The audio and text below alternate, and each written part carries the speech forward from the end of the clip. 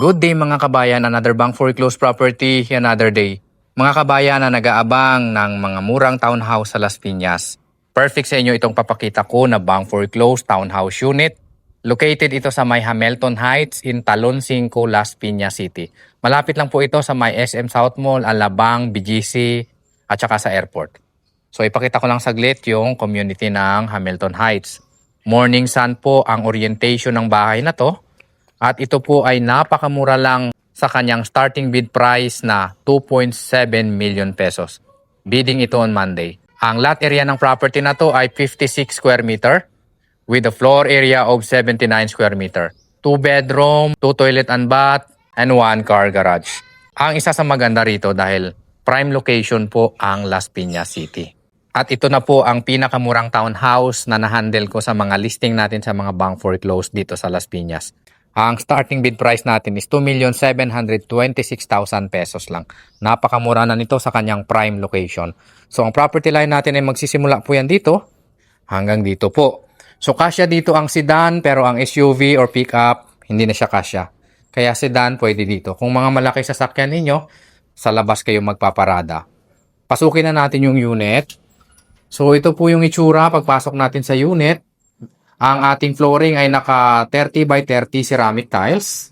Ito po yung itsura niya. So yung mga ceiling niya maayos pa po. Dito yung magiging living area mo. Dito naman ang inyong magiging dining area. So merong grotto na pinatayo yung dating may-ari dito.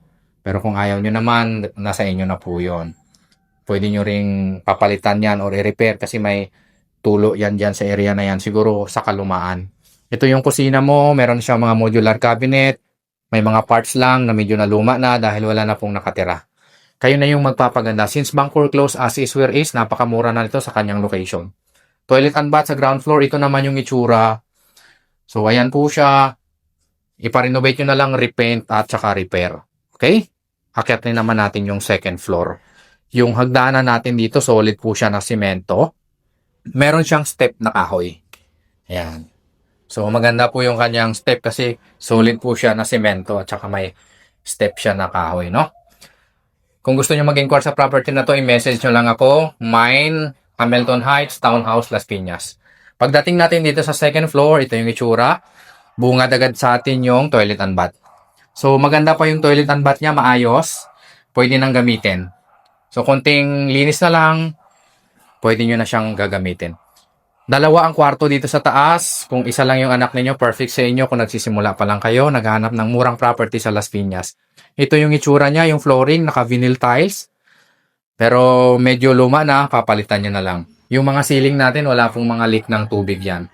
May pintuan po dito, papunta sa inyong service area, laundry area. So dito kayo maglalagay o maglalaba, at dito kayo magsasampay sa open space. Diba? Mura na to sa kanyang location. Promise. Ito na yung pinakamurang townhouse na handle ko sa Las Piñas. At ito yung isang kwarto or the master's bedroom. So kasyang-kasya dito ang king or queen size na kama. Maluwag po yung kwarto na to. Meron din siyang balcony. Gusto nyo mag-sightseeing sa inyong mga kapitbahay. Bidding ito on Monday. Ang starting bid price natin dito is 2.7 million pesos lang. Kung gusto nyo mag-inquire sa property na to, sumali sa bidding. Tulungan ko kayo, nasa screen ko lang ang number, kontakin nyo lang ako.